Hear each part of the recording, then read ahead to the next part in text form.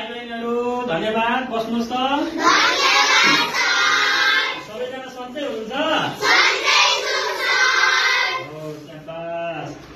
आज हामी प्रदेशको बारेमा पढ्दैछौँ।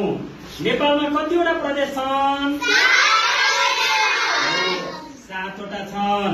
हामी कुन प्रदेशमा बस्छौँ? हो, 1 नम्बर प्रदेश कोशी प्रदेश हो भने 2 नम्बर प्रदेशको नाम के होला?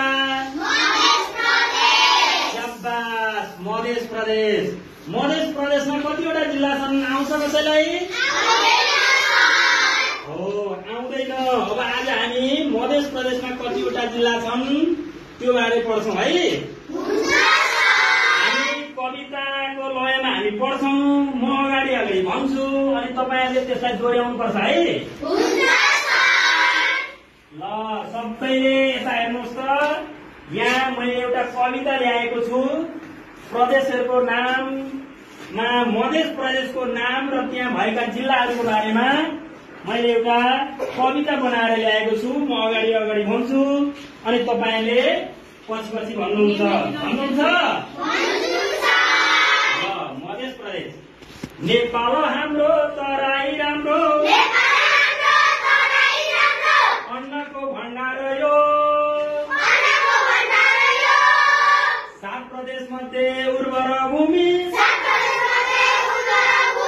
मधेस प्रदेश हो।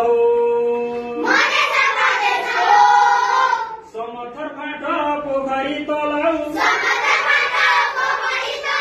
हरियो घना वन।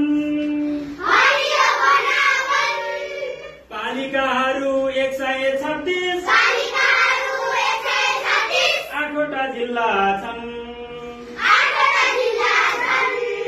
नाम हो पर्सा महोत्तरी, धनुषा सप्तरी, रौतहट अनि सिरा साथै 12 र सर्लाही। राजधानी पर्यो जनकपुर धाम, रमाइलो सहर। जसरी पनि एकपटक पुग्ने